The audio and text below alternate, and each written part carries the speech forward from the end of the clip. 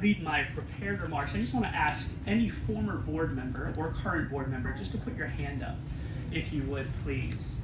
And everybody around you, please look. These are people who have, through their lives, made what we see possible in so many ways. I know everybody has thanked you all, but I think it's even more important if we could give all those people a round of applause for their service to this great organization. And just look at the fact that I think it exceeds any of our vision. I would say that. So good afternoon, everybody. Thank you certainly to Nicole and the Plummer Youth Promise team for inviting me back to say a few words today. It is really hard for me to believe that it's been just about 1 year since we opened what I think, and we would all agree, is a world-class residential building. When I spoke last year, I described that particular moment as coming full circle for me. But in hindsight, I think it's pretty clear that that circle hadn't quite closed. But today, it does. Some of you may recall, if you've seen capital campaign videos, that I was filmed in a bedroom, but that had actually become an office prior to filming, and it had to be restaged. And today, kind of officially, when we cut the ribbon, another of the bedrooms that I used to sleep in will become the executive director's office. And I don't think it gets more full circle than that right there. That sense of continuity really reflects my long connection to this place. Sometime in the spring of 2013, just after having moved 1,000 miles away to South Carolina, a conversation with Nicole, who was then the director of development, led ultimately to my joining the board, where I figured out and learned through a lot of mentorship from people how to do that job. And then I have really stayed, I would say, probably despite living far away, exceptionally engaged ever since. I was reminded in a recent committee meeting of the patina on the flooring in the attic. Now, I will declare that I have not actually been up there yet today, but I will, and I think it will have more meaning in a moment. But it couldn't be perfectly preserved, right? So part of the reconstruction couldn't perfectly preserve it, but there is, as you saw or will see, staining there that offers a representation of that patina.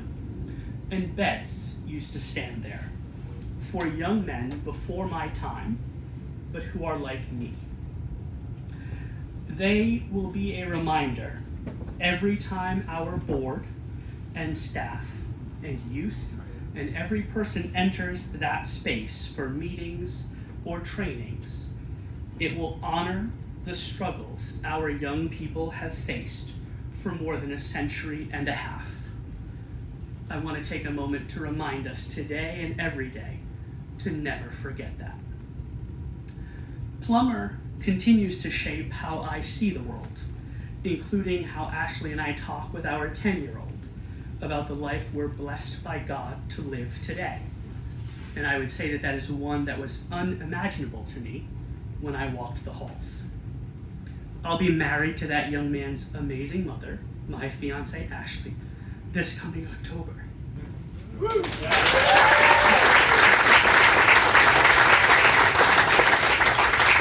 That was also unimaginable to me for a very long time. I have found a partner who will get up early with me on a Saturday and trek all the way across Massachusetts and back in a day so that I can spend a few minutes speaking with all of you. I will say, as I always do, that I love you more than I have words for. And I thank you for being a part of this day and every day of my life. Every one of us should be very proud of what has been built, because now the facilities for both the youth and the staff match the extraordinary work happening inside those walls each and every day. It's probably not a shock, given the times we live in, that the project ultimately cost a little bit more than originally envisioned.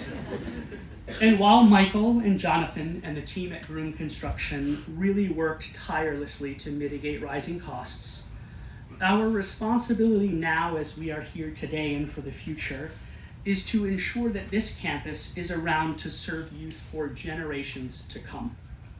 That will require our development team and all of us to continue cultivating relationships that make that longevity possible. I want you to all leave and share the good work that is happening here with everybody that you know. The impact of what each of us does together will reach far beyond what any of us could accomplish alone. I have to tip my cap to every one of you for a job done extraordinarily well, truly. It was during some of the board meetings, before we knew about historical preservation, that I really was intent on seeing what we now know as the Caroline Plummer House to be rejuvenated, restored, and repurposed. And I would say that there is no question that all of those things are now true. I'm going to close by asking every person affiliated with Plummer to continue cherishing and safeguarding this organization. And Nicole, maybe in quiet moments, but especially on your busiest, most challenging days where Chris comes in and sits right down. Have a look out the window and marvel in the beauty of the world around us. That very view helped me through plenty of my own moments. Thank you all, and God bless.